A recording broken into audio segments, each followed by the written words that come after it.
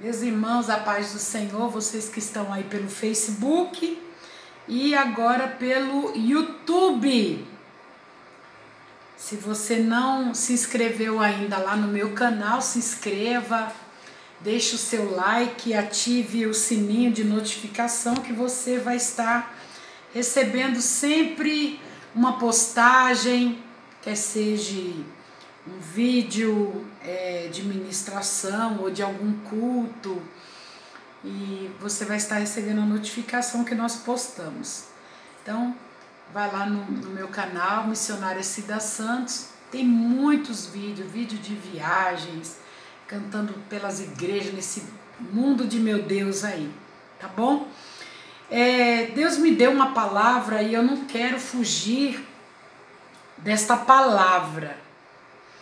E eu quero compartilhar com vocês, está no livro de Gênesis, Gênesis 39. Eu não vou ler todo o capítulo 39, porque ele é bem extenso, mas eu quero ler o primeiro versículo, né, o primeiro, o segundo, e depois nós vamos pulando alguns versículos da palavra do Senhor. E nos diz assim, Gênesis 39, e José foi levado ao Egito e Potifar, eunuco de Faraó, capitão da guarda, varão egípcio, comprou da mão dos ismaelitas que o tinham levado lá. E o Senhor estava com José, e foi varão próspero, e estava na casa de seu senhor egípcio. Vamos agora ao versículo 5. E aconteceu que desde que o pusera sobre a sua casa e sobre tudo que tinha, o Senhor abençoou a casa do egípcio por amor de José. E a bênção do Senhor foi sobre tudo o que tinha na casa e no campo. E deixou tudo o que tinha na mão de José, de maneira que de nada sabia do que estava com ele, a não ser do pão que comia.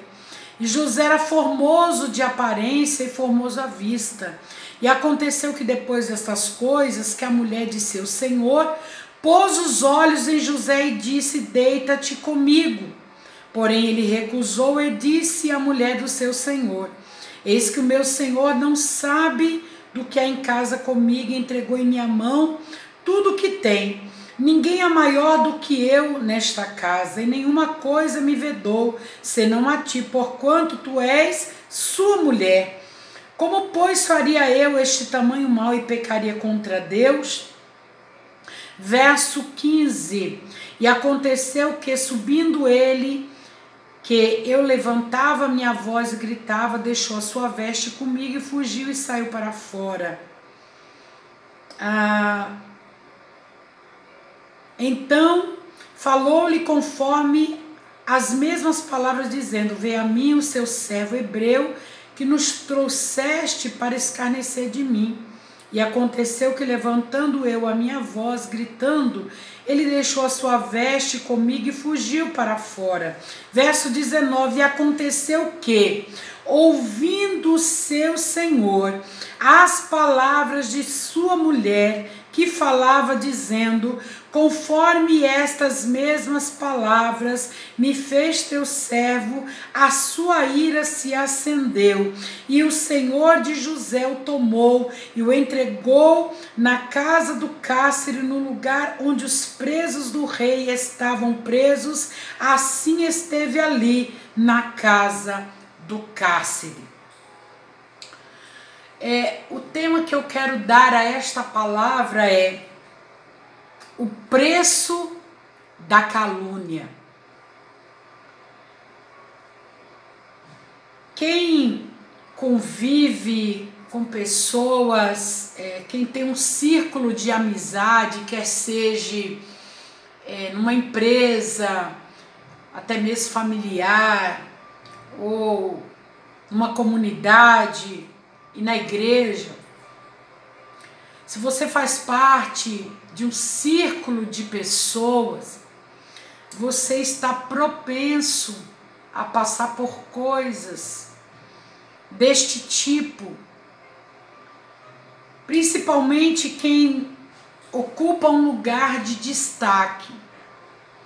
Enquanto você, como dizem algumas pessoas, enquanto você é uma mosca morta, ninguém mexe com você. Mas a partir do momento em que você começa a se destacar, a partir do momento em que Deus coloca você numa vitrine, a partir do momento que Deus coloca você numa posição, ou que você é uma autoridade, exerce uma autoridade, enfim, você começa a sofrer algumas coisas. E uma das coisas que eu acho interessante é que José já vinha de um processo familiar. Ele tinha tido sonhos. José é filho do relacionamento de Jacó com Raquel, então era o filho esperado, era o filho amado. Então os seus irmãos já o invejavam por isso, pelo amor que Jacó tinha esse diferencial com José. Jacó tinha feito uma capa colorida, numa época que todo mundo usava uma cor só. Então quem tinha o privilégio de ter uma roupa com cores já se destacava. Então José já tinha essa marca familiar. Os próprios irmãos, a Bíblia diz que eles o invejavam, jogaram José numa cisterna, queriam matá-lo. Um de seus irmãos diz: não vamos matar não, vamos vender, vamos ganhar dinheiro. Você não sabe quem era pior, se o que queria matar, se o que queria vender. Certo que José sabia quem era Deus, porque Jacó o ensinou. É por isso que nós temos que ensinar os nossos filhos quem é Deus, o sacrifício de Jesus, o amor de Jesus, para que em momentos de adversidade os nossos filhos vai se lembrar que em meio a todas as circunstâncias há um Deus, Deus do meu pai, o Deus da minha mãe, o Deus da minha avó, o Deus da minha tia, é o Deus verdadeiro. E a Bíblia diz que José vai para o mercado de escravos. E um dia Potifar olha, vê aquele moço bonito, aquela aparência formosa, e compra ele no mercado de escravo e traz para casa. E coloca ele para cuidar da roça. Mas Deus era tanto na vida de José, que o seu Senhor olhou e viu que tudo que ele colocava a mão prosperava. Eu quero dizer para você que nenhuma perseguição é por acaso. Se há perseguição é porque você dá fruto, é porque você gera fruto, é porque você tem a essência de Deus na sua vida.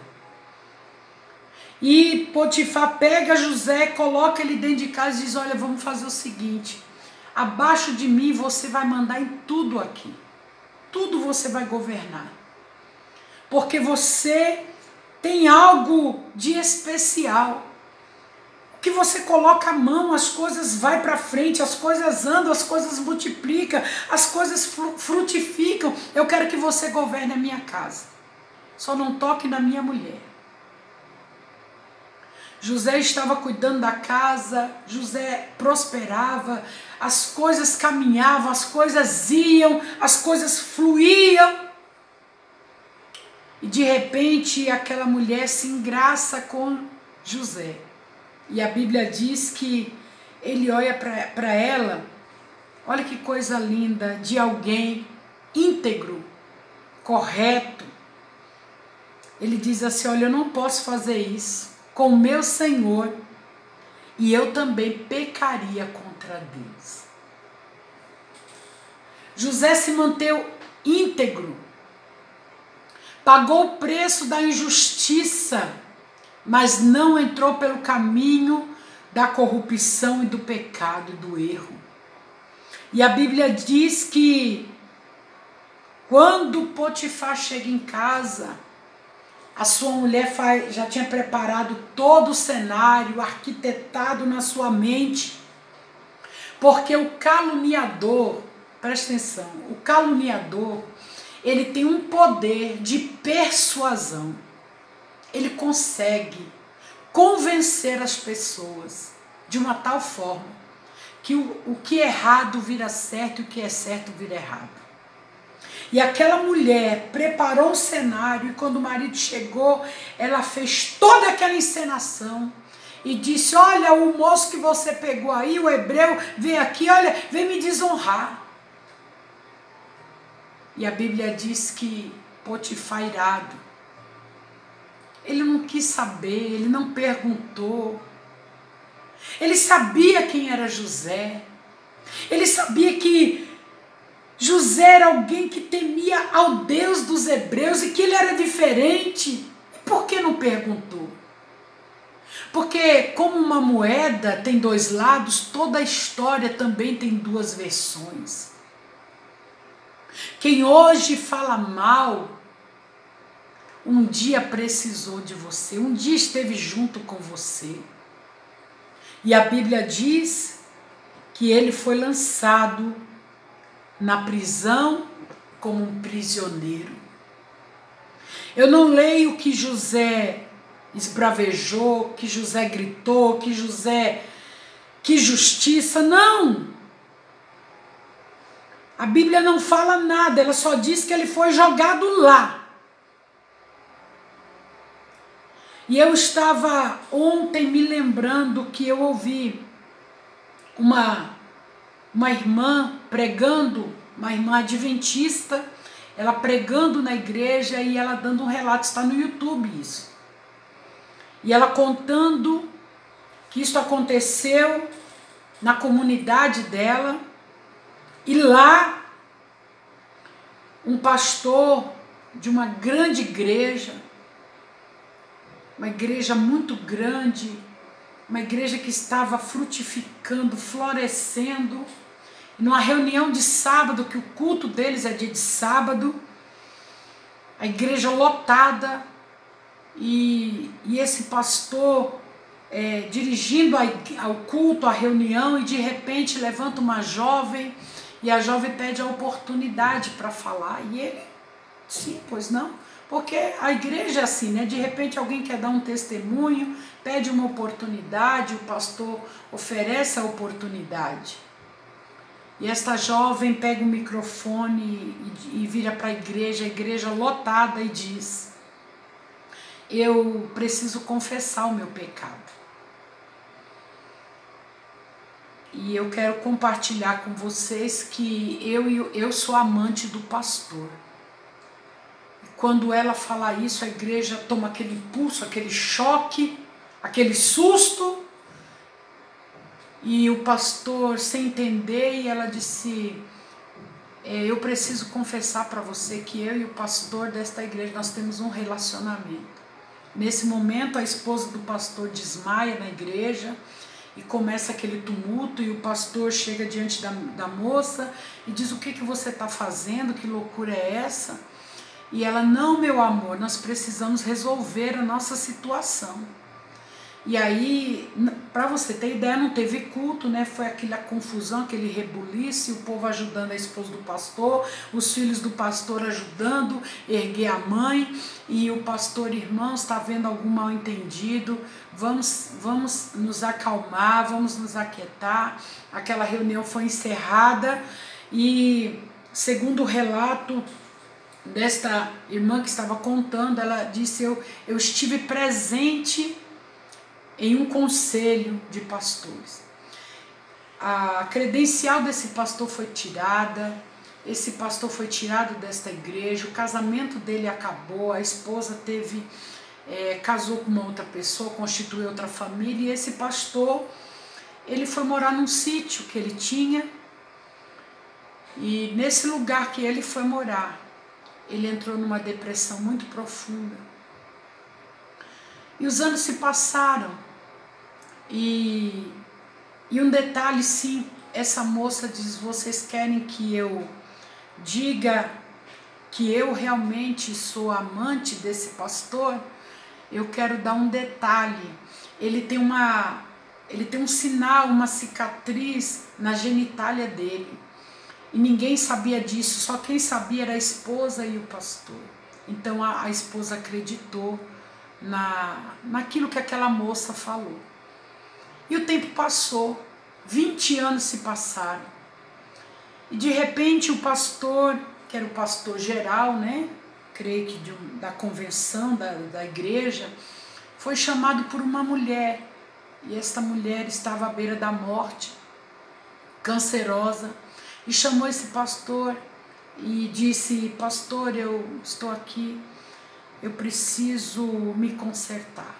Eu estou para morrer, estou com meu corpo todo tomado de câncer e eu quero confessar. Há 20 anos atrás, eu falei numa reunião que eu era amante do pastor, assim, o pastor, eu me lembro disso, e ela disse, eu quero confessar que não é verdade.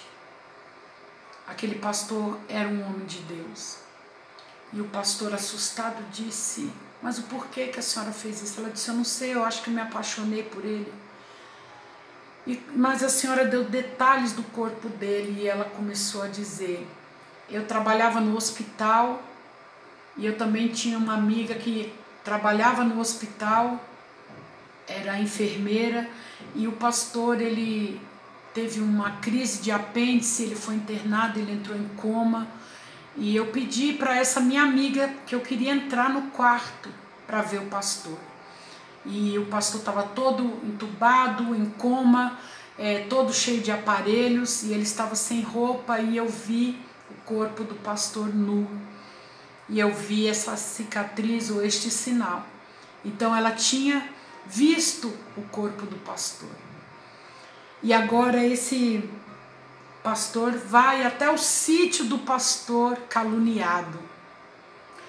E começa a conversar com ele e diz para ele, olha, nós depois de 20 anos descobrimos a verdade e agora nós queremos te devolver a sua credencial de pastor. E aquele pastor disse para o outro pastor, o senhor vai devolver a minha família, o senhor vai devolver a minha reputação, o senhor vai devolver a minha dignidade. Aquele pastor morreu desonrado por uma calúnia. O que uma calúnia faz na vida de alguém? A que preço as pessoas querem destruir outras por causa da calúnia? Será inveja? Será que é simplesmente o fato de alguém estar numa posição e a outra não está na posição e quer destruir de qualquer forma? Inventa calúnias e começa a perseguir até conseguir destruir. Eu tive muitas experiências assim, e eu vou te dizer algo, é algo avassalador, é destruidor, destrói o emocional da pessoa, a pessoa não tem forças para reagir, só quem está em Deus. É por isso que José conseguiu sobreviver, porque ele servia ao Senhor. Porque a calúnia, ela fere, ela dói, ela dilacera, ela machuca e ela até mata. Que possamos ter misericórdia Então não vá acreditando nas primeiras palavras. Olha o que Provérbios está dizendo. Provérbios 16, verso 28. O homem perverso levanta contenda e o caluniador separa maiores amigos. Cuidado. Talvez alguém chega querendo tomar o teu espaço e aí arruma aquela conversa. Geralmente quem traz um assunto é o mesmo que leva. Provérbios também, capítulo 6, verso 16, verso 17, 18 e 19 diz assim. Vocês estão por aí, né? Estas 6 coisas aborrece o Senhor, e a 7ª sua alma abomina: olhos altivos, língua mentirosa, mãos que derramam sangue inocente, coração que maquina pensamentos viciosos, pés que se apressam a correr para o mal, testemunhas falsas que proferem mentiras, e a que Deus abomina, as que semeiam contenda entre os irmãos.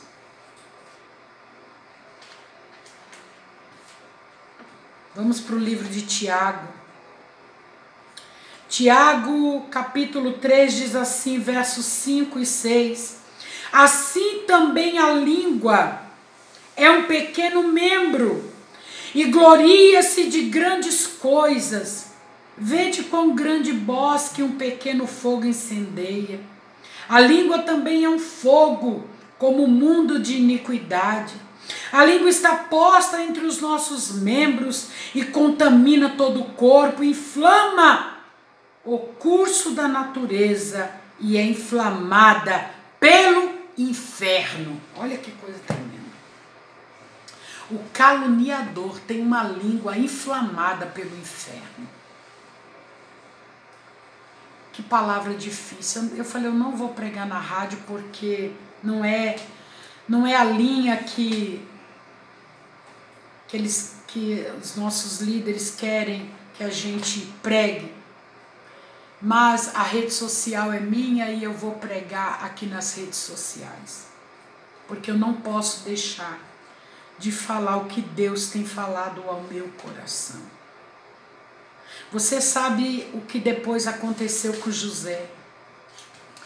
Porque quem é de Deus, Deus honra.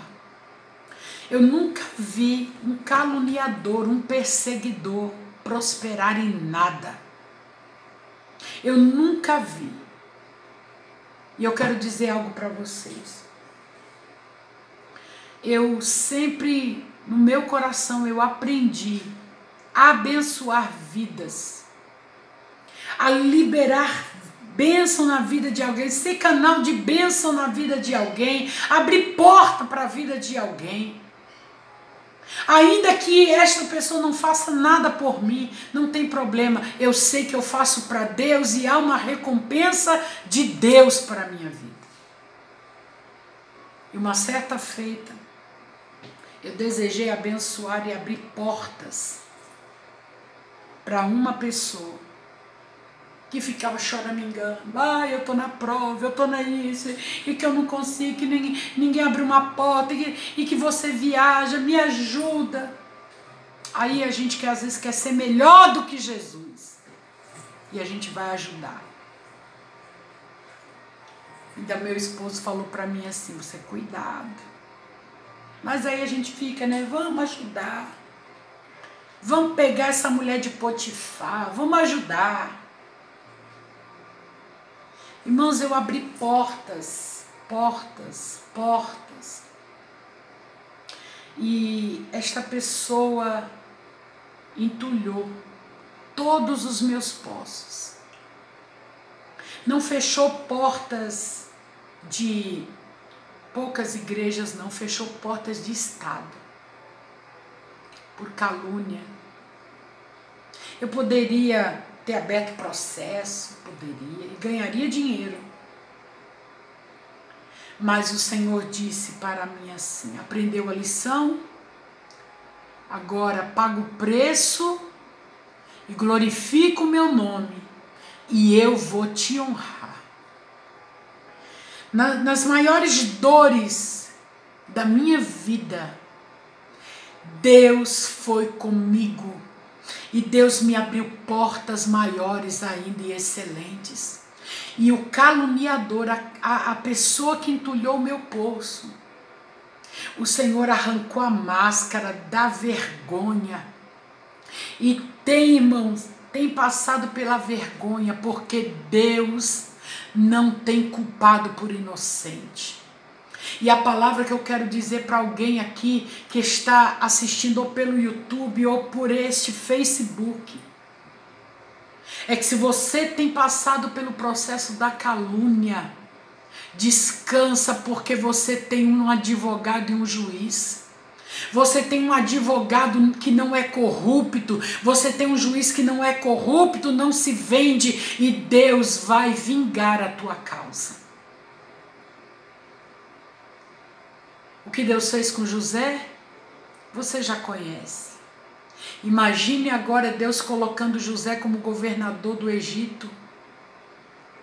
E agora ele não está mais servo de Potifar, ele está acima de Potifar.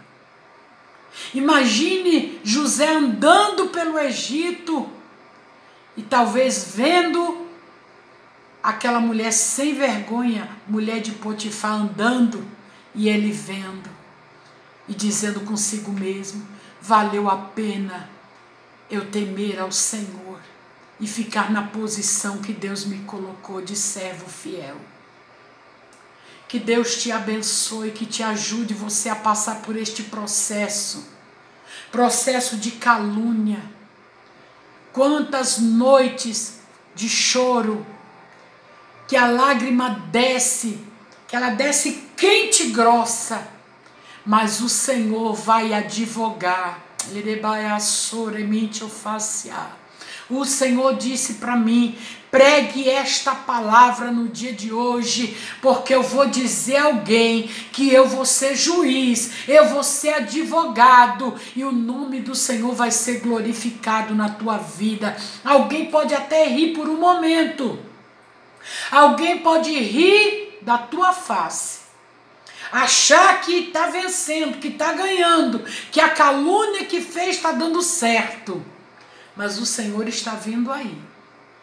E aguarde, porque quando Ele vem com justiça, Ele vem com honra, Ele vem com vitória. Amém, queridos? Que Deus te abençoe. Se você foi abençoado com esta palavra,